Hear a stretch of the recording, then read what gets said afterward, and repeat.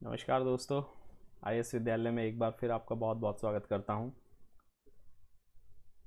GS3 की इस कड़ी में हम आपके सामने फिर से एक और इंडस्ट्रियल सेक्टर जो एनर्जी सेक्टर का ही पार्ट है आपके साथ साथ डिस्कशन करेंगे। आज काफ़ी इम्पॉर्टेंट टॉपिक है। जैसा कि आप सभी जानते हैं कि इंडिया जो है काफ़ी फास्टेस्ट ग्रोइंग इकोनॉमीज़ में से है। हालांकि अभी पेंडेमिक की वजह से ग्रोथ स्लो हुई है, वो वर्ल्ड वाइड इम्पैक्ट है, सब जगह ही है, कुछ कंट्रीज़ को छोड़ के। इंडिया की ग्रोथ के लिए इम्पॉर्टेंट है उसकी एनर्जी सिक्योरिटी। जैसा कि एनर्जी सिक्योरिटी के लिए हमने पेट्रोलियम और ISPRL पे पहले चर्चा कर चुके हैं। तो उसी कड़ी में जो अगला पड़ाव है नेचुरल गैस और गैस ग्रिड। नेचुरल गैस की इम्पॉर्टेंट इकोनॉमी के लिए भी है, एनवायरनमेंट के लिए भी है। क्योंकि इकोनॉमी के लिए क्या है, आपकी energy security, energy efficient fuel है। एनवायरनमेंट के हिसाब से जो हमने UNFCCC में जो अपने INDC सबमिट किए हैं और SDG जो गोल्स हैं हमारे सस्टेनेबल डेवलपमेंट गोल्स जो हैं, उसको ध्यान में रखते हुए जो हमारे एनवायरनमेंट, क्लीन एनवायरनमेंट के जो कमिटमेंट्स हैं उसको फुलफ़िल करने में भी नेचुरल गैस बहुत इंपॉर्टेंट रोल प्ले करती है। और इंडिया की जो एनर्जी बास्केट है उसमें एक काफ़ी इम्पॉर्टेंट रोल है इसका। लेकिन अभी परसेंटेज वाइज अगर हम देखेंगे तो थोड़ा कम है। अगर टोटल एनर्जी बास्केट की परसेंटेज के हिसाब से देखें तो अभी हमारा नेचुरल गैस का यूज़ करीबन 6% के आसपास है। लेकिन बाकी अगर जो देखें, जो मेजर पोल्यूटिंग फ्यूल्स हैं जैसे कि कोल, ऑयल, उनके स्टैक काफ़ी ज़्यादा हैं, तो उन्हें हमें धीरे धीरे कम करना है। तो उसी कड़ी में हम इस पर चर्चा करेंगे। सबसे पहले नेचुरल गैस क्या है एक्चुअली। बेसिकली अगर केमिस्ट्री देखें तो इसमें मैक्सिमम पार्ट मीथेन होता है। उसके बाद कुछ पोर्शन में प्रोपेन, ब्यूटेन और पेंटेन होती हैं, हेक्सेन्स, ये हैवियर्स होते हैं। तो कंपनियां क्या करती हैं, जो नेचुरल गैस एक्सट्रैक्ट करती हैं, जो एक्सप्लोरेशन करती हैं, वो डिस्ट्रीब्यूशन कंपनीज़ को सप्लाई करती हैं। कुछ कंपनीज़ क्या करती हैं, इस नेचुरल गैस से जो हैवियर्स हैं, जो हैवी कंपोनेंट हैं, उनको निकाल लेती हैं। इतना टेक्निकल UPSC में तो शायद ही आपको डिटेल देने का ज़रूरत है, जस्ट फॉर आपकी टेक्निकल नॉलेज के लिए। तो मेनली आप ये कह सकते हैं कि मेनली इसमें मीथेन की परसेंटेज काफ़ी ज़्यादा होती है नेचुरल गैस में। सो डिपेंड करता है परसेंटेज के हिसाब से गैस हैवी है या लाइट है। अगर मीथेन की परसेंटेज ज़्यादा है तो नेचुरल गैस को लाइट बोला जाता है। अगर कम है मीथेन की परसेंटेज, अगर अराउंड 90% से कम है तो वो हैवियर हो जाती है। तो उसमें से हैवियर को रिकवर करके और प्रोडक्ट्स बना लेते हैं।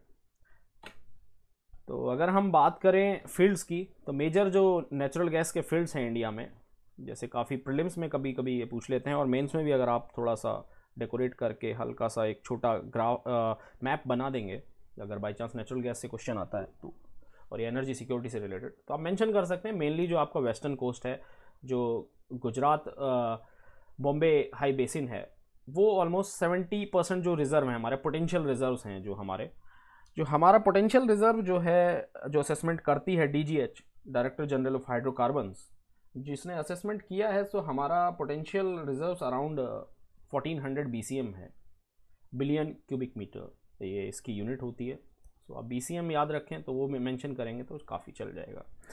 दूसरा जो बड़ा एक जोन है ये आंध्र प्रदेश का, जो काफ़ी लाइमलाइट में भी रहता है, KG बेसिन। काफ़ी कंट्रोवर्शियल फील्ड है क्योंकि कई बार डिस्प्यूट होता है, जैसे ONGC रिलायंस का डिस्प्यूट इस पे हुआ था कि गैस जो है ONGC का जो ब्लॉक अलॉट हुए थे वहाँ से गैस टैप ऑफ करके रिलायंस ने गैस पंप आउट कर लिया। फिर poor performance of KG basin की वजह से हमारा गैस का प्रोडक्शन कम हो गया। टैक्स डिस्प्यूट में भी काफ़ी था, तो रेवेन्यू और प्रोडक्शन शेयरिंग कॉन्ट्रैक्ट्स में भी काफ़ी इस पर इशू हुए। तो ये हमेशा एक लाइमलाइट में रहता है, तो इस पर आगे थोड़ा डिटेल में चर्चा करेंगे। बाकी कुछ जो फील्ड्स हैं, पोटेंशियल रिजर्व्स जो हैं, असम और त्रिपुरा में भी हैं। तो प्रीलिम्स में कभी कभी ये पूछ सकते हैं कि जनरली जो हमारे गैस के जो हैं सोर्सेस, एक बार शायद ये क्वेश्चन आया भी है कुछ साल पहले कि कहाँ कहाँ पर गैस के सोर्सेस हैं। तो जनरली जहाँ पर एक ये कॉमन फीचर रहता है, जहाँ पर हमारे ऑयल के सोर्सेस होते हैं तो वहाँ गैस मिलने के चांसेस काफ़ी ज़्यादा, प्रोबेबिलिटी बहुत ज़्यादा ही होती है। तो जैसा कि आप देख सकते हैं बॉम्बे हाई में हमारा ऑयल का भी मैक्सिमम प्रोडक्शन यहीं से होता है। तो क्रू जो हमारा नेचुरल गैस के जो पोटेंशियल रिजर्व है वो भी यही है। लेकिन अगर हम प्रोडक्शन की बात करें, जो हमारा प्रेजेंट प्रोडक्शन है वो हमारा KG बेसिन से ही मैक्सिमम प्रोडक्शन है। सॉरी। सो एलएनजी, अब हमारा क्या होता है कि सिर्फ नेचुरल गैस हम सफिशिएंट नहीं है, तो हम लोग क्या करते हैं, हम लोग कुछ एलएनजी टर्मिनल्स बनाते हैं। एलएनजी कुछ नहीं है, एलएनजी डिनोट करता है लिक्विफाइड नेचुरल गैस। एक्चुअली क्या होता है, नेचुरल गैस को अगर आप गैसियस फॉर्म में दूसरी कंट्रीज से लेके आएंगे, तो हम लोग इंपोर्ट करते हैं जनरली अपना डिमांड से, जो हमारी रिक्वायरमेंट होती है, तो उसके लिए हमें टर्मिनल्स बनाने पड़ते हैं। तो वहाँ पर वो लोग क्या करते हैं, वो लोग इस गैस को काफ़ी ज़्यादा माइनस टेम्परेचर्स में लेके आते हैं, तो ये लिक्विफाई हो जाती है गैस। लिक्विड फॉर्म में क्या होता है कि जब आप उसको वापस से रीगैसीफाई करेंगे तो ज़्यादा वॉल्यूम आपको मिलेगा।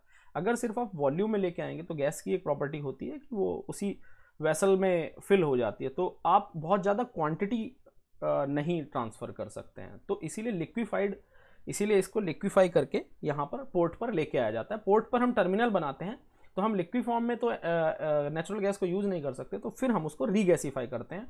तो वो उस तरह के जो एलएनजी टर्मिनल का काम यही होता है कि जो लिक्विड नेचुरल गैस हमारी जो आ रही है एलएनजी, उसको गैसीफाई करते हैं और फिर उसको जो गैस ग्रिड है हमारी, जो पाइपलाइंस है, उसमें पुश कर देते हैं। तो अभी प्रेजेंटली हमारे पास 5 जो है ऑपरेटिंग है, जैसे कि हमारा दहेज में है, हजीरा है, और फिर कोची वाला एक टर्मिनल है। तो इस तरह के जो मेजर टर्मिनल्स हैं जो हमारे अभी वर्किंग है, 11 और प्रपोज्ड है, क्योंकि हमारी नेचुरल गैस की डिमांड जो हमें बढ़ानी है, तो इसीलिए हमें क्योंकि बेसिकली हमारा सफिशिएंट नहीं है प्रोडक्शन इंडिया में, तो हम लोग बाहर से ही लेके आते हैं इसको।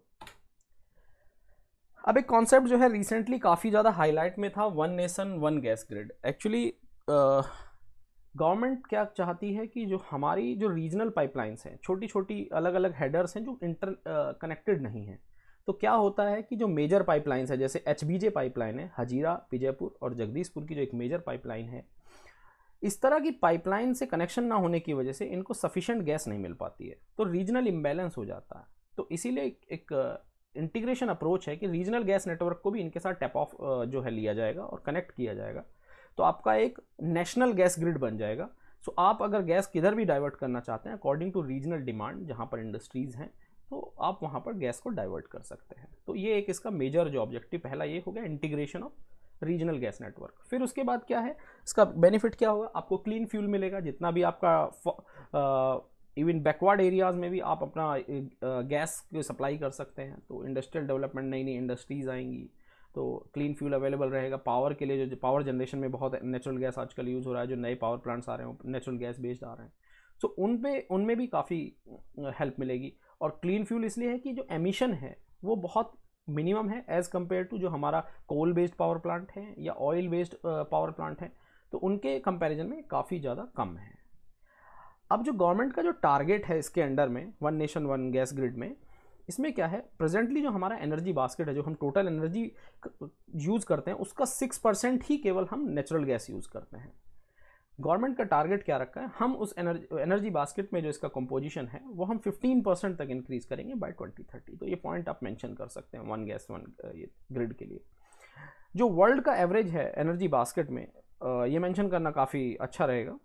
तो वर्ल्ड का जो एवरेज है अराउंड 25% है। तो slowly we have to move up. तो जैसा हमने देखा कि एलएनजी टर्मिनल हम इसीलिए लगा रहे हैं जिससे हम लोग ज़्यादा एलएनजी बाहर से इंपोर्ट करके लेके आ सकें, और जो हमारी डिमांड इंक्रीज हो रही है उसको मीट कर सकें। फिर क्या होता है, इसका वन ग्रिड का क्या बेनिफिट होगा, एक और होगा रिड्यूस द रीजनल इम्बैलेंस। जो हमारा रीजनल इम्बैलेंस और इंडस्ट्रियल इम्बैलेंस है, क्या होता है, प्रायोरिटी रहता है फर्टिलाइजर सेक्टर। तो हमारा जो मेजर पाइपलाइंस है वो फर्टिलाइजर सेक्टर और पावर सेक्टर को ही कैटर करता है। अगर रीजनल नेटवर्क भी कनेक्ट हो जाएंगे तो हमारा जो सीजीडी डिस्ट्रीब्यूशन है, जो सिटीज़ में डिस्ट्रीब्यूशन है, पाइप्ड नेचुरल गैस है, या फिर ऑटो के लिए जो सीएनजी स्टेशंस के लिए जो गैस है, तो इंडस्ट्रियल इम्बैलेंस भी कम हो जाएगा। जो अभी प्रायोरिटी 2 सेक्टर का है, तो वो उस गैप को कम करने में भी इस नेटवर्क का काफ़ी बेनिफिट होगा। पाइपलाइन का जो प्रेजेंट नेटवर्क है हमारा टोटल जो है अराउंड 33,000 किलोमीटर है, जिसमें से ऑपरेशनल जो है अभी जो रनिंग कंडीशन में जहाँ पर गैस का मूवमेंट होता है अराउंड 20,000 किलोमीटर है, जिसमें से अराउंड 16,000 किलोमीटर का जो होल्डिंग है वो गेल के पास है। जो gas authority of India limited government of India की कंपनी है, जो पब्लिक सेक्टर कंपनी है, तो उसका इस बिजनेस पे ऑलमोस्ट 60-70% जो गैस के बिजनेस पे उनका होल्डिंग है ऑल ओवर इंडिया। जो गैस का मार्केटिंग और सीएनजी स्टेशंस, जो काफ़ी बड़ा उनका बिजनेस है इस फील्ड में, तो वो एक बड़ा नाम है इस फील्ड वो मेंशन कर सकते हैं आप। टोटल जो हमारा अंडर कंस्ट्रक्शन जो पाइपलाइंस है अराउंड 15,000 किलोमीटर है, तो ये आप फिगर्स मेंशन कर सकते हैं। जो पाइपलाइन का नेटवर्क अगर आप देखेंगे मोटा मोटा, तो ये जो ब्लैक लाइंस हैं, जो मेजर ब्लैक लाइंस हैं, ये जो वो लाइन है जो ऑलरेडी हमारे पास इंस्टॉल्ड हैं, जो अंडर ऑपरेशन है पाइपलाइन। तो इसमें आप देखेंगे ये दहेज जो हजीरा से एक पाइपलाइन है, हजीरा ये गुजरात कोस्ट पे, तो हजीरा से सीधा ये लाइन HBJ मध्य प्रदेश, विजयपुर जो है मध्य प्रदेश में, वहाँ पे गेल का बहुत बड़ा प्लांट है, कुछ फर्टिलाइजर प्लांट भी हैं, पावर प्लांट भी हैं उस रास्ते पे, और फिर लास्ट में जगदीशपुर में एक फर्टिलाइजर प्लांट है, वहाँ टर्मिनेट होता है। और फिर जगदीशपुर से भी काफ़ी टैप ऑफ हैं जो आगे भटिंडा, पानीपत होते हुए भटिंडा, और ये अलग अलग पंजाब के दूसरे वहाँ तक, पंजाब में भटिंडा में टर्मिनेट होता है। तो क्योंकि भटिंडा में एक रिफाइनरी आई है, भटिंडा में फर्टिलाइजर प्लांट है, तो जनरली क्या है, गैस की जो रिक्वायरमेंट के जो मेजर सेक्टर हैं फर्टिलाइजर और पावर प्लांट्स। उसके बाद जो है हमारा अब जो काफ़ी डेवलप हो रहा है सिटी गैस डिस्ट्रीब्यूशन और पाइप्ड नेचुरल गैस, तो उसके लिए काफ़ी रिक्वायरमेंट रहती है। तो ये नेटवर्क्स हैं जो हमारी ब्लू लाइन्स हैं, इन ये अभी जस्ट प्रपोजल स्टेज में हैं। जो रेड लाइन्स हैं उनको अवॉर्ड कर दिया गया है, वो अंडर कंस्ट्रक्शन में आ जाएंगी। और जो ग्रीन लाइन्स हैं ये अंडर कंस्ट्रक्शन है, लेकिन ये अगर आप देखेंगे कोच्चि वाली लाइन जो है ये कंप्लीट हो चुकी है। तो अभी जो है कोच्चि का टर्मिनल से यहाँ पर जो मैंगलोर और कर्नाटक का जो एरिया है इसको कवर कर सकते हैं। और ये जो आप देखेंगे HBJ पाइपलाइन, ये पूरा आपका MP, राजस्थान और UP को और पंजाब, ऊपर जाके पंजाब को कवर करता है। फिर एक ये इंपॉर्टेंट लाइन अगर आप देखेंगे, स्ट्रेट लाइन, इसे कह सकते हैं हम ईस्ट टू वेस्ट लाइन। ये यहाँ हजीरा से दहेज और हजीरा के टर्मिनल से ये यहाँ धामरा LNG जो उड़ीसा में है, धामरा प्लेस, तो यहाँ पर टर्मिनेट होगी। ये आपका एक बड़ा नेटवर्क। तो इस तरह से हम ईस्ट वेस्ट नॉर्थ साउथ को पूरा कनेक्ट करके रीजनल ग्रिड्स को एक इंटीग्रेटेड बना सकते हैं हम लोग। एक ये इंपॉर्टेंट है नेचुरल गैस बिजनेस में, ये टर्म बहुत इंपॉर्टेंट है, तापी। तापी डिनोट्स क्या करता है, एक्चुअली एक बहुत ही काफ़ी हॉलिस्टिक प्रोजेक्ट स्टार्ट हुआ था जिसमें तुर्कमेनिस्तान, अफगानिस्तान, पाकिस्तान और इंडिया के बीच में एक पाइपलाइन आना था गैस का। तो तुर्कमेनिस्तान के जो गैस फील्ड थे वहाँ से गैस वो लोग पुश करते, एंड जो डाउनस्ट्रीम में जो कंट्रीज़ हैं जैसे अफगानिस्तान, पाकिस्तान और इंडिया का जो डिमांड था वो इससे मीट होता था, जो एनर्जी सिक्योरिटी के लिए तीनों कंट्री के लिए बहुत अच्छा था। और तुर्कमेनिस्तान के लिए उनकी जो इकोनॉमी के लिए बहुत अच्छा था कि वो अपनी गैस जो है एक मीन्स उनको परमानेंट कस्टमर मिल जाएंगे। और प्लस रशिया इसे काफ़ी बैक कर रहा था क्योंकि रशिया के पास गैस बहुत है, तो रशिया अपनी गैस इसमें पुश कर सकता था। तो ये बहुत इंपॉर्टेंट था। तो गलकाइनेस जो ये यहाँ पर गैस फील्ड है, एक्चुअली इस पर मुझे याद है कि प्रीलिम्स में भी एक बार इस गैस फील्ड से क्वेश्चन आया था कि ये कहाँ पर है, किस कंट्री में है, कौन सा एरिया में आते हैं एक्चुअली। तो इस तरह के क्वेश्चन जो होते हैं जब ये न्यूज़ में होते हैं तो वो कौन से गैस फील्ड हैं, कभी कभी वो प्रीलिम्स के लिए बहुत इंपॉर्टेंट हो जाते हैं। पाइपलाइन की लेंथ उतना इंपॉर्टेंट नहीं है, लेकिन आप याद रख सकते हैं अराउंड 1800 किलोमीटर की ये पाइपलाइन है। ये सपोज टू बी कमीशन, ये लाइन चार्ज होना था 2019 में, लेकिन इस लाइन पर काम उतना हो नहीं पाया। कुछ थोड़ा बहुत कंस्ट्रक्शन स्टार्ट हुआ था, लेकिन अभी अफगानिस्तान की प्रेजेंट पॉलिटिकल अनस्टेबिलिटी को देखते हुए ये फ्यूचर प्रोजेक्ट तो पूरा होना बहुत मुश्किल हो चुका है, क्योंकि पाइपलाइन की सिक्योरिटी को देना और उसको टेररिस्ट अटैक से बचाना एक बहुत बड़ा चैलेंज होगा इस रीजन में, जिस रीजन से ट्रैवल करेगी पाइपलाइन। सो ये है प्रीलिम्स के पॉइंट ऑफ व्यू से एशियन डेवलपमेंट बैंक इसको फाइनेंस कर रहा था। मेजर कंपनीज जो हैं इस फील्ड की, ONGC है जो एक्सप्लोरेशन का काम करती है, ऑयल इंडिया लिमिटेड है, रिलायंस भी इस फील्ड में है। रिलायंस जनरली KG बेसिन में ऑपरेट करती है। KG बेसिन इंडिया का काफ़ी बड़ा जो गैस एक्सप्लोरेशन का प्रोजेक्ट है, जो ऑयल फील्ड है। केर्न एनर्जी है, गुजरात स्टेट पेट्रोलियम कॉरपोरेशन, अब ONGC ने ऑलरेडी इसे टेक ओवर कर रहे हैं। BPCL भी एक्सप्लोरेशन में आ गई है। गेल इसमें मार्केटिंग करती है। जो गेल है मेनली बिजनेस, जैसे मैंने बताया आपको, 60% मार्केटिंग का होल्ड करती है। मेजर फील्ड्स जो हैं, इंडिया के पास जो है अराउंड 43 ट्रिलियन क्यूबिक फीट का जो प्रूवन फील्ड हैं इंडिया के पास, जो वर्ल्ड का अराउंड 1% होता है। तो आप इसे लिख सकते हैं 43 TCF जो हमारे पास है। और अगर आप इसे BCM में कन्वर्ट करेंगे, जैसा मैंने बताया, अराउंड 1400 BCM के आसपास आएगा। आपको नंबर मेंशन करना करके आप ये मेंशन कर सकते हैं, हम लोग 1% जो है वर्ल्ड का हमारे पास पोटेंशियल रिजर्व्स, प्रूवन रिजर्व्स हैं। पोटेंशियल थोड़ा ज़्यादा है। प्रूवन वो होते हैं जो ऑलरेडी हमें प्रूव हो सके, जहाँ पर हमारी ड्रिलिंग होके रिजल्ट्स आ चुके हैं। पोटेंशियल वो होते हैं जहाँ अभी ड्रिलिंग होना बाकी है बट वहाँ गैस मिलने के की चांसेस हैं वहाँ की जो सॉइल और उसकी जो प्रॉपर्टीज़ के हिसाब से। तो हमारे जो दो मेन फील्ड हैं, गैस फील्ड हैं, KG basin, Krishna Godavari basin, और ये बॉम्बे हाई। एक ईस्टर्न कोस्ट पे है केजी बेसिन और बॉम्बे हाई वेस्टर्न कोस्ट पे है।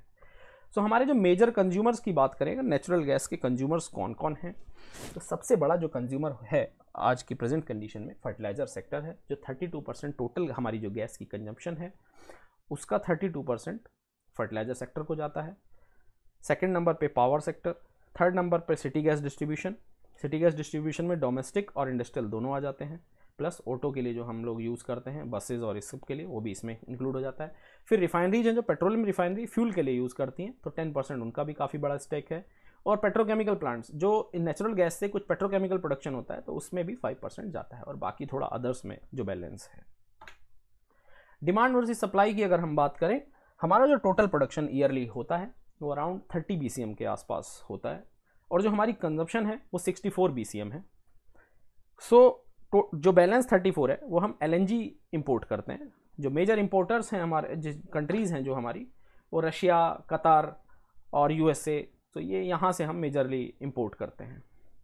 प्रायोरिटी सेक्टर की बात करें, गवर्नमेंट की एक पॉलिसी है। एक्चुअली पहले क्या था कि नेचुरल गैस की उतनी अवेलेबिलिटी नहीं थी, LNG के टर्मिनल भी उतने ज़्यादा कमीशन हुए नहीं थे। अभी तो LNG के 5 टर्मिनल हैं, तो हमारे पास LNG की अवेलेबिलिटी है। गैस प्राइसिंग में भी काफ़ी फ्लक्चुएशन होता था, तो गवर्नमेंट ने एक पॉलिसी बनाई थी कि प्रायोरिटी उन्होंने दी थी सेक्टर को कि अगर किसी चीज़ की कमी है तो अब आपको देखना पड़ेगा कहाँ पर हम इसे पहले दें। अगर हमारे पास फुलफिल है डिमांड तो आप सबको दे सकते हैं, लेकिन जब आपके पास कमी होती है तो आपको पहले डिसाइड करना पड़ता है आपका प्रायोरिटी सेक्टर क्या है। अब जैसा प्रायोरिटी सेक्टर हमारा क्या, एग्रीकल्चर बेस्ड इकोनॉमी है, तो हमें एग्रीकल्चर बेस्ड इकोनॉमी होनी है तो हमें फर्टिलाइजर चाहिए अपनी फूड सिक्योरिटी इंश्योर करने के लिए, सबसे पहले खाना ही चाहिए। तो फूड सिक्योरिटी इंश्योर करने के लिए हमें यूरिया प्लांट्स जो है, फर्टिलाइजर प्लांट्स को गैस अलॉट की गई। सो वो फर्स्ट प्रायोरिटी हो गई। सेकेंड प्रायोरिटी जो है हमारे जो है पावर प्लांट्स हैं, ये थोड़ा सीरियल थोड़ा चेंज हुआ है, जो हमारे पावर प्लांट्स में और LPG के प्लांट्स हैं।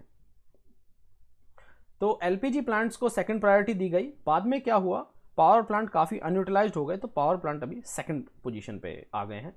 थर्ड पोजीशन पे LPG प्लांट्स को दी गई है, क्योंकि LPG का प्रोडक्शन पहले कम होता था, तो इधर थोड़ा कुछ डाइवर्ट करने का जो हमारी रिक्वायरमेंट होती थी LPG प्लांट में, तो अभी क्या है LPG की प्रोडक्शन काफ़ी ज़्यादा हो गई है, कुछ यूनिट्स आ गई हैं, तो अब जो है पावर सेक्टर सेकंड नंबर पे है। CGD जो सिटी डिस्ट्रीब्यूशन जो है, सिटी गैस डिस्ट्रीब्यूशन जो सिस्टम है, जिसमें हमारा जो CNG स्टेशंस और पाइप्ड नेचुरल गैस जो घरों में हाउस होल्ड में जाती है वो है। फिर उसके बाद स्टील रिफाइनरी जो नीचे रहते हैं उन सबको इस तरह से प्रायोरिटी सेक्टर में रखा गया है। मेजर जो LNG सप्लायर जो इंडिया को हैं, कतर है, रशिया है, USA और ऑस्ट्रेलिया भी अभी एक काफ़ी पोटेंशियल हो रहा है, और इंडिया से रिलेशन मेनली अभी क्या है, इंडिया अपना चेंज कर रहा है थोड़ा सा, तो अभी USA से काफ़ी ज़्यादा इंपोर्ट करने के चांस चल रहे हैं, लेकिन अभी मेजरली जो पहले से कतर से हम बहुत ज़्यादा इंपोर्ट करते थे। प्राइसिंग की बात करें अगर हम नेचुरल गैस की, तो प्राइसिंग का कैसा रहता है, हमेशा बहुत फ्लक्चुएशन रहता था, और नेचुरल गैस की प्राइसिंग पे ही जो सेक्टर इससे अफेक्टेड हैं, जो जुड़े हुए हैं, उन पे बहुत इम्पैक्ट होता था। अगर प्राइस हाइक हो गए तो यूरिया जैसे आप देखते हैं कि गवर्नमेंट सब्सिडी देता है, अगर आप मार्केट में नेचुरल गैस के प्राइस बहुत ज़्यादा हाइक हो गए तो यूरिया की सब्सिडी का बर्डन गवर्नमेंट पे बढ़ जाता था। तो सबसे पहले क्या होता था, जो NELP जो था, न्यू एक्सप्लोरेशन लाइसेंसिंग जो पॉलिसी थी, तो उसमें क्या होता था, APM बेस्ड प्राइसिंग होती थी, एडमिनिस्ट्रेटिव प्राइस मैकेनिज्म। एडमिनिस्ट्रेटिव का क्या होता है, जो गवर्नमेंट जो है उसको कंट्रोल करती है प्राइस को।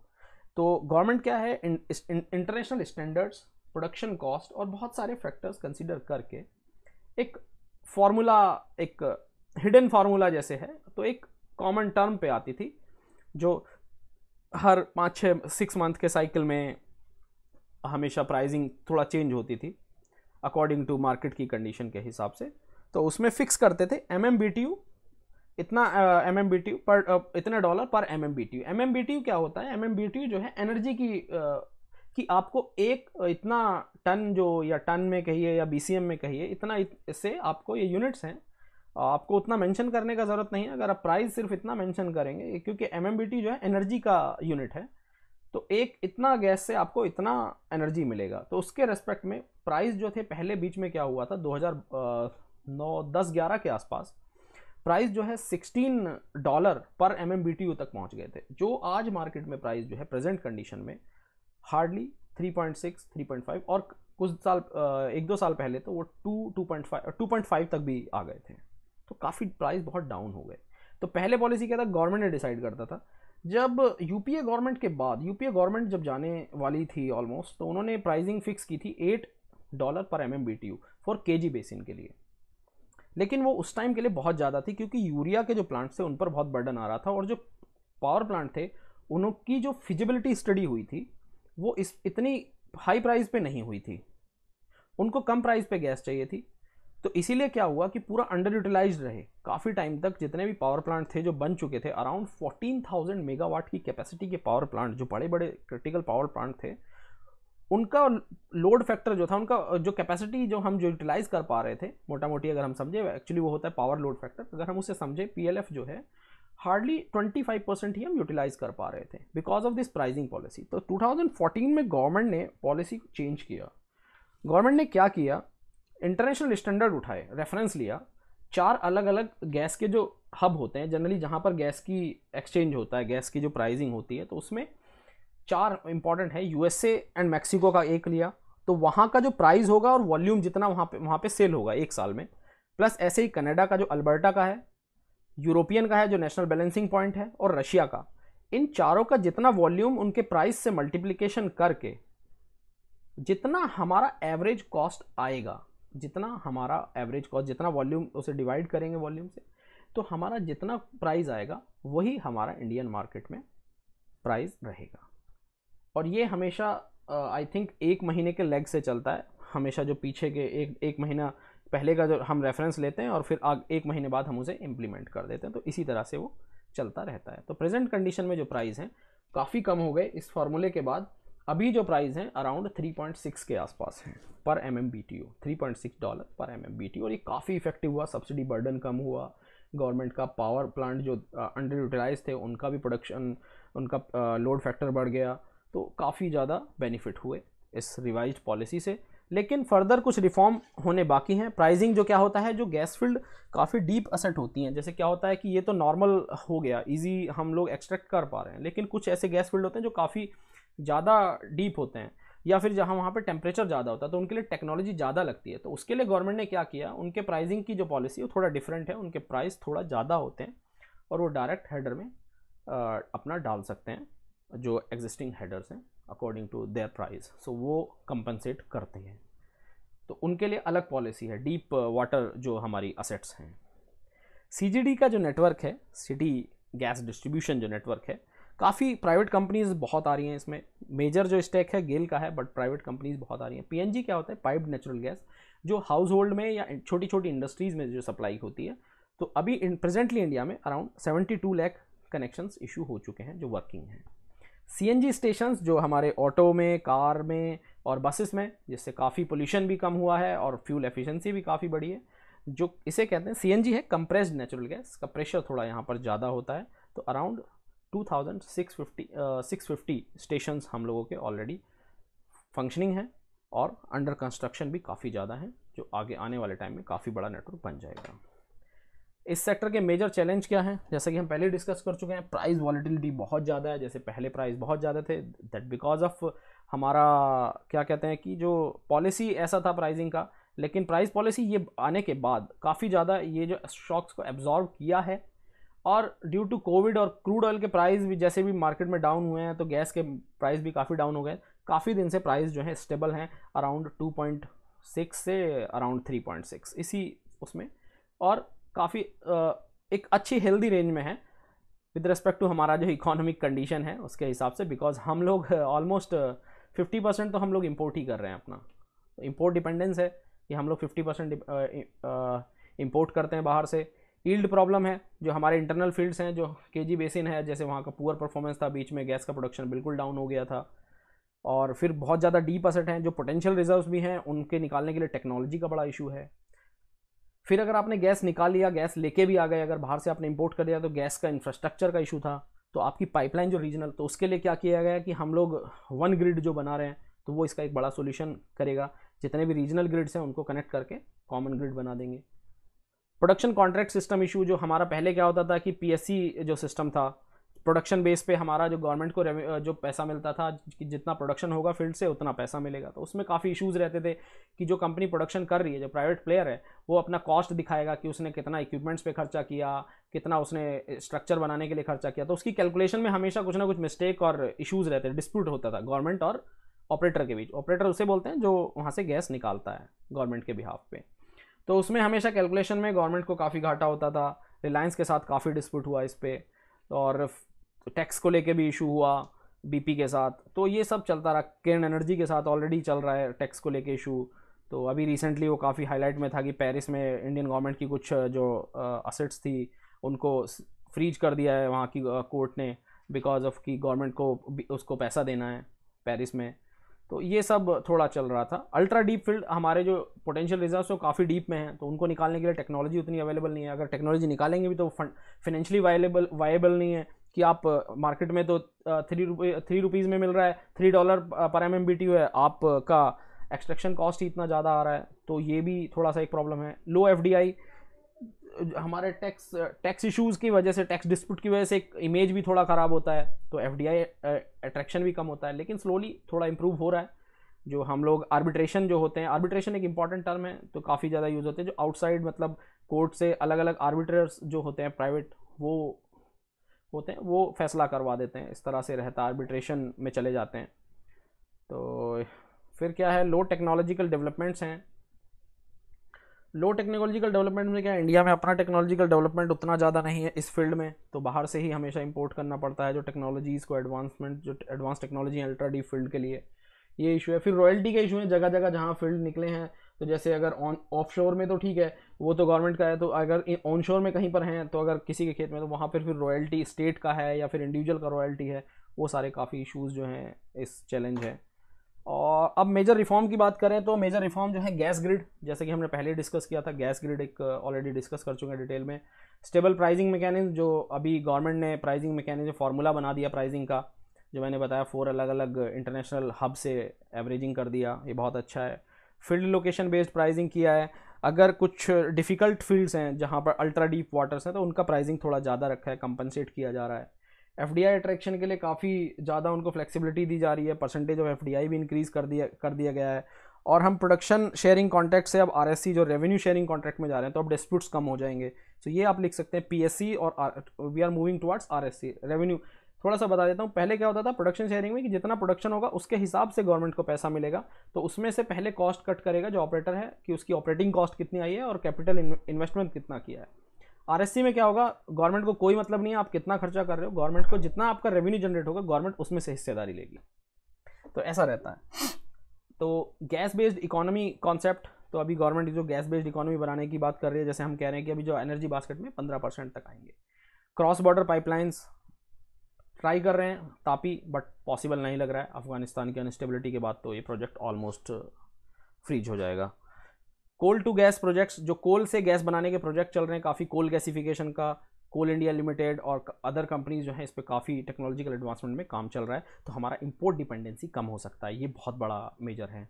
न्यू फर्टिलाइजर प्लांट आ रहे हैं, अगर जैसी गैस की अवेलेबिलिटी बढ़ रही है तो नए फर्टिलाइजर, क्योंकि फर्टिलाइजर भी हम ऑलमोस्ट 25% इंपोर्ट करते हैं बाहर से, गैस अवेलेबल रहेगी तो हम अपना फर्टिलाइजर अपने आप बनाएंगे, तो हमारा ट्रांसपोर्टेशन कॉस्ट और जो हमारे टैक्सेस काफ़ी कुछ बच जाएगा, तो हम यहीं पे कर पाएंगे। Coal to gas in power plant, जो कोल बेस्ड पावर प्लांट थे हम उनको गैस बेस में कन्वर्ट कर रहे हैं, तो एनवायरनमेंट के लिए भी काफ़ी अच्छा है और प्लस एनर्जी एफिशिएंट प्लांट बनेंगे। CNG PNG का जो इंफ्रास्ट्रक्चर का एक्सपेंशन चल रहा है, प्राइवेट पार्टीज़ को जो FDI का है, छोटे छोटे प्राइवेट प्लेयर्स जो बैकवर्ड रीजन्स, जो हमारे जो छोटे छोटे रूरल डिस्ट्रिक्ट्स में, वहाँ पर स्टेशंस फिक्स कर रहे हैं। बहुत ज़्यादा ही मीन्स लार्ज स्केल पे काम चल रहा है। आज छोटी छोटी सिटीज़ में CNG और PNG का नेटवर्क आ गए हैं।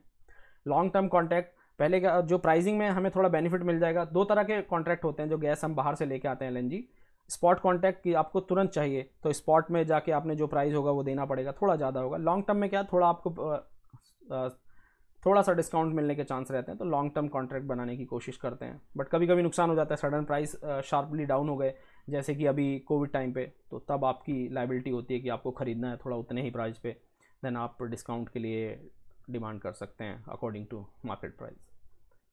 तो ये है ओवरसीज़ के इन्वेस्टमेंट हैं, जैसे OIL है और ONGC मिलके बाहर के गैस फील्ड में काम खरीद रहे हैं। जैसे वियतनाम में कुछ फील्ड हमने खरीदे, तो इसको हम सिर्फ एनर्जी से नहीं जोड़ेंगे। इससे क्या होगा, हमारे फॉरेन रिलेशन और फॉरेन असेट, तो हमारा एक कंट्रोल रहेगा वहाँ पर। तो हम अपने लोग भेज सकते हैं वहाँ पर, हम कंट्रोल उस एरिया में हम लोग थोड़ा सा निगरानी जैसे भी कर सकते हैं। तो इस तरह से फॉरेन के लिए भी हमारी फॉरेन सिक्योरिटी जो पॉलिसी के बिहाफ पे भी इसे एंगल को लिंक कर सकते हैं ओवरसीज़ इन्वेस्टमेंट को।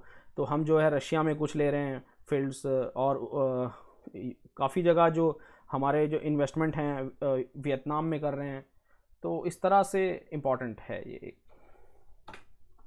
अब वे फॉरवर्ड क्या है, आपको प्राइसिंग रिफॉर्म्स होने चाहिए अकॉर्डिंग टू मार्केट डिमांड, जो ऑलरेडी हो गए हैं। फिनेंस मॉडल गवर्नमेंट को जो फीजिबल बनाना है, क्योंकि जो बैकवर्ड रीजन में जो CNG और PNG के नेटवर्क हैं उनकी फीजिबिलिटी के लिए वाइबिलिटी गैप फंडिंग करनी पड़ेगी। तो PP मॉडल्स में लेके आ सकते हैं फिर, या DBOFT जो है design built finance and operate and transfer, तो वो एक मॉडल लेके आ सकते हैं। फिर डिमांड को स्टिमुलस करना पड़ेगा। आपने नेटवर्क बिछा दिया, गैस भी आ गई और डिमांड कम हो गई, तो फिर वो भी मुश्किल है। तो आपको और कैपिटल एक्सपेंडिचर करना पड़ेगा, आपको ट्रांसपोर्टेशन का बढ़ाना पड़ेगा, और आपको इंडस्ट्रियल एक्टिविटी बढ़ानी पड़ेगी, फर्टिलाइजर प्लांट लगाने पड़ेंगे, तो गैस का डिमांड भी बढ़ेगा अकॉर्डिंग टू जो हमारा कंजप्शन है। तो इंफ्रास्ट्रक्चर जो हमें डेवलप करना पड़ेगा, रोड्स और ये सब ज़्यादा बनेंगे तो हमारे गैस की रिक्वायरमेंट भी बढ़ेगी। तो इस तरह से आपको डिमांड को स्टिमुलस कर सकते हैं। और गैस का इंफ्रास्ट्रक्चर भी हमें डेवलप करना पड़ेगा, जो ग्रिड हैं और LNG के जो टर्मिनल्स हैं अकॉर्डिंग टू जो हमारा फ्यूचरिस्टिक डिमांड है। जैसा कि हमने देखा अभी कि 5 ऑलरेडी फंक्शनिंग है और 11 और LNG टर्मिनल हमारे आने वाले हैं, ये बहुत अच्छा है। फिर हमारा गैस टू केमिकल, ये एक बहुत फ्यूचरिस्टिक प्रोजेक्ट है, जो गैस को हम लोग डायरेक्ट केमिकल में कन्वर्ट करेंगे। तो ये एक बड़ा काफ़ी जो हमारा ऑयल पे इंपोर्ट डिपेंडेंस को कम करेगा, तो हम यहाँ पे केमिकल्स बना पाएंगे, इंडिया केमिकल हब बन सकता है। तो ये एक काफ़ी एक्सपोर्ट कर सकते हैं हम फाइन केमिकल्स, फार्मा इंडस्ट्री और अलग अलग इंडस्ट्रीज़ को। तो ये नेचुरल गैस से रिलेटेड जो आज, इससे मुझे नहीं लगता इससे बाहर कुछ भी होगा। थोड़ा डाटा हाँ कुछ भी आपको और मिलता है, परसेंटेज या कुछ एनर्जी बास्केट में आप वो इंक्लूड कर सकते हैं, लेकिन अगर आपको गैस से रिलेटेड कोई भी क्वेश्चन आता है तो आप यहाँ से पिक कर सकते हैं इस डाटा से। सो अब हम इंपॉर्टेंट सेक्शन में आएंगे, क्वेश्चन आंसर सेक्शन में। अगर हम बात करें तो why India need one gas grid, जैसा कि हम सब डिस्कस कर ही चुके हैं। इंटीग्रेशन करेंगे, रीजनल इम्बैलेंस को करेंगे। सबसे पहले थोड़ा सा बता देंगे, एक मैप जरूर बनाइएगा जब गैस ग्रिड की बात करेंगे, तो गैस ग्रिड कहाँ से कहाँ जा रहा है। 2-3 मेजर लाइन बना दीजिए, 2-3 याद रखिए, एक आप स्ट्रेट लाइन भी खींच देंगे तो हजीरा और जो धामरा, ये आपका ईस्ट वेस्ट वाला हो गया। एक north west to north HBJ pipeline, फिर एक नीचे खींच दीजिए जो आपकी कोची चली जाएगी, क्योंकि कोची में भी एक टर्मिनल है। तो आप इस तरह से आराम से इसको रिप्रेजेंट कर सकते हैं, और नाम लिखेंगे तो जो एग्जामिनर है उसके लिए ईजी हो जाएगा। तो ये हो गया role of gas grid in 5 trillion economy target. तो गैस ग्रिड आएगा तो आपका जो 5 ट्रिलियन इकोनॉमी बनाने का जो हमारा प्लान है उसमें गैस ग्रिड का क्या रहेगा। तो 5 ट्रिलियन बनाने के लिए आपको कैपिटल एक्सपेंडिचर करना है, आपकी पावर की रिक्वायरमेंट रहेगी, फर्टिलाइजर्स की रिक्वायरमेंट रहेगी। तो हर सेक्टर को आपको इंटीग्रेट करना है, और हर सेक्टर को इंटीग्रेट आज कौन कर सकता है, एनर्जी इंटीग्रेट करती है। और एनर्जी में हमें किसे लीड कराना है, हमें क्लीन एनर्जी को लीड कराना है। और क्लीन एनर्जी कहाँ से मिलेगी आपको, नेचुरल गैस से। तो आप इस तरह से इसको फ्रेम कर सकते हैं। Gas grid with respect to SDG commitment, बिल्कुल सिंपल वे में आप आराम से कर सकते हैं। क्लीन फ्यूल है, SDG जो कमिटमेंट्स हैं उसको लिख सकते हैं। जो हमने INDC जो UNFCCC में जो हमने कमिट किए थे उनको थोड़ा ब्रीफ कीजिए, हमने क्या क्या किया था। हमें एमिशन कम करना है, 20 to 30% एमिशन इंटेंसिटी कम करनी है, फिर हमें इतना कार्बन फुटप्रिंट्स कम करने हैं। तो ये सब आप थोड़ा सा ब्रीफ कीजिए, उसके बाद गैस ग्रिड के बारे में लिखिए और आगे बढ़ सकते हैं। टैक्स डिस्प्यूट जो और gas leak to other field, tax dispute को कैसे कम कर सकते हैं। तो जो हमारे इंटरनेशनल आर्बिट्रेशंस जो हैं वो इन सब चीज़ को रिजॉल्व कर सकते हैं। और अभी जो हमने PSC से RSC की तरफ शिफ्ट किया है, रेवेन्यू सिस्टम कॉन्ट्रैक्ट जो हमारा रहेगा, रेवेन्यू शेयरिंग कॉन्ट्रैक्ट्स, तो उससे काफ़ी सारे डिस्प्यूट्स ऑलरेडी कम हो जाएंगे। गैस लीक के लिए हमें टेक्नोलॉजिकल एडवांसमेंट की ज़रूरत है। तो हमारे जो गैस के जो इस तरह के अगर लीक ऑफ जो अगर कोई और लेता है, जैसे रिलायंस और ONGC का काफ़ी बड़ा डिस्प्यूट हुआ था कि वहाँ से ONGC के गैस से फील्ड से रिलायंस ने गैस पुल कर लिया, तो उसके लिए टेक्निकल एडवांसमेंट की ज़रूरत है। तो आप उसमें टेक्निकल एंगल दे सकते हैं, इसके लिए आप कमर्शियल एंगल दे सकते हैं। Pricing reforms and gas grid dream. So pricing reforms जो ऑलरेडी आपने देख लिया, प्राइसिंग रिफॉर्म क्या हुए थे पहले। NELP में क्या प्राइसिंग था, एडमिनिस्ट्रेटिव प्राइस मैकेनिज्म, APM एक वर्ड याद रख सकते हैं। प्लस फिर बाद में क्या किया हमने, क्या किया, इंटरनेशनल स्टैंडर्ड्स को हमने फॉलो किया और हमने ये कर दिया। जब आपकी प्राइसिंग स्टेबल होगी तभी आपका गैस ग्रिड जो है सस्टेनेबल होगा। अगर सपोज कीजिए आपकी प्राइसिंग जो गैस निकाल रहा है आपके फील्ड से, सपोज कीजिए वो 1 रुपये में गैस निकाल रहा है और आपका प्राइसिंग फार्मूला उसे 50 पैसे रुपए में कंसिडर करता है, तो किसी भी ऑपरेटर के लिए वो सस्टेनेबल नहीं होगा, तो वो प्रोडक्शन छोड़ देगा, प्रोडक्शन बंद हो जाएगा। तो उसके अलग अलग टेक्निकल रीजन देके दे कैन स्टॉप प्रोडक्शन। वो गवर्नमेंट की मींस इंडियन इकोनॉमी के लिए बहुत हार्मफुल होगा। तो गैस ग्रिड का अगर ड्रीम हमें करना है तो हमारा प्राइसिंग जो है वो हमेशा अप टू डेट होना चाहिए, अकॉर्डिंग टू इंटरनेशनल स्टैंडर्ड से मैचिंग होना चाहिए, ये एक इंपॉर्टेंट है। तो एफडीआई भी अट्रैक्ट होगा इसमें, एफडीआई का एंगल भी दे सकते हैं आप। तो गैस ग्रिड के लिए आपको पैसा चाहिए ना, तो पैसा एफडीआई से अट्रैक्ट करना पड़ेगा आपको, गवर्नमेंट तो सब कुछ पैसा डाल नहीं सकती है, तो प्राइवेट प्लेयर्स चाहिए। Priority sector pooling of gas, जो प्रायोरिटी सेक्टर का पूलिंग है उसको रैशनलाइज कैसे कर सकते हैं आप। फर्टिलाइजर में डिमांड चाहिए, जो हमारे अंडर यूटिलाइज, जो एक इसके नीचे वाला जो क्वेश्चन है unutilised gas based power plant, इसको इसके साथ लिंक करेंगे। बहुत सारे पावर प्लांट ऐसे हैं जो अनयूटिलाइज पड़े हुए हैं, अराउंड 15,000 मेगावाट की जो कैपेसिटी है वो अनयूटिलाइज पड़ी हुई है 2017-18 के बाद। लेकिन अब धीरे धीरे गैस अवेलेबल हो रही है, धीरे धीरे उनके प्लांट लोड फैक्टर्स बढ़ रहा है। पहले 25% ही था कैपेसिटी यूज़, अभी वो धीरे धीरे बढ़ के 45 और अराउंड 48 के आसपास आ गया है, और बढ़ेगा बिकॉज हमारी कंजप्शन बढ़ेगी। क्योंकि हमने क्या किया है, अभी सब जगह पावर पहुंचा दी है, सभी गाँवों में ऑलमोस्ट पावर पहुंच गई है, और गाँव में पावर भी काफ़ी ज़्यादा आ रही है, तो नंबर ऑफ़ आवर्स बढ़ गए हैं, तो डेफिनेटली पावर का रिक्वायरमेंट बढ़ेगा। तो जहाँ भी ये प्लांट हैं, जनरली मध्य प्रदेश में हैं कुछ प्लांट्स, यूपी में हैं कुछ प्लांट्स, तो राजस्थान में है 1-2 प्लांट। तो इन गैस बेस्ड बड़े बड़े प्लांट्स को अगर हम यूटिलाइज़ करेंगे तो एनर्जी एफिशिएंट प्लांट है, तो हम कुछ कोल बेस्ड जो प्लांट हैं उनको भी हम गैस बेस्ड में कर पाएंगे, और क्योंकि कोल से गैस बना के हम लोग क्लीन फ्यूल कर सकते हैं। तो how to reduce import dependency.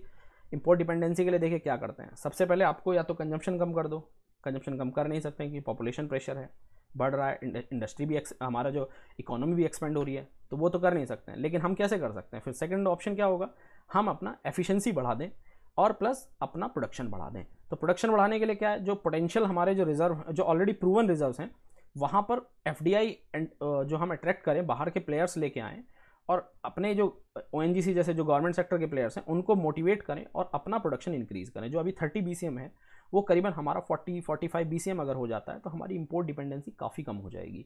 तो उसको गैप को कम करने के लिए हमें एफिशिएंसी बढ़ानी पड़ेगी, प्लस जो हमारे प्लांट्स हैं, जो कंजम्पशन है उसको हम कम नहीं कर सकते, लेकिन हम उसको ऑप्टिमाइज़ कर सकते हैं। तो जो फर्टिलाइज़र प्लांट जो ओल्ड हैं, जहाँ पर एनर्जी ज़्यादा लग रही है, गैस का रिक्वायरमेंट ज़्यादा हो रहा है, तो उन सब का हम रिवैम्प कर सकते हैं। इस तरह से आप इसको एक आंसर दे सकते हैं। और फिर प्राइसिंग रिफॉर्म और ये सब आप इसमें इंक्लूड कर सकते हैं। जितने एंगल आप ज़्यादा देंगे उतने मार्क आपको अट्रैक्ट करेंगे, लेकिन टाइम वेस्ट नहीं करना है। बहुत ज़्यादा एंगल देने के चक्कर में कभी भी अपने मेंस के पेपर में टाइम वेस्ट नहीं कर रहा है। एक क्वेश्चन के जो आंसर के मार्क्स हैं वो ऑलमोस्ट फिक्स रहेंगे, आपको उससे ज़्यादा आगे बहुत ज़्यादा बताने की ज़रूरत नहीं है। जितना डिमांड है उसका 80-90% भी बताएंगे तो काफ़ी मार्क्स अट्रैक्ट कर पाएंगे। ज़्यादा बताना चाहेंगे, हो सकता है 1 मार्क मिल जाए, लेकिन उसके चक्कर में आपका डाउन स्ट्रीम में 10 नंबर का क्वेश्चन मिस हो सकता है। तो ध्यान रखें दोस्तों, तैयारी करते रहें और इसी तरह से वीडियोस को फॉलो करें, और कोई भी डाउट होगा तो डेफिनेटली हम लोग और वीडियोस अलग अलग सेक्टर्स की लेके आएंगे। Thank you very much, all the best to you all.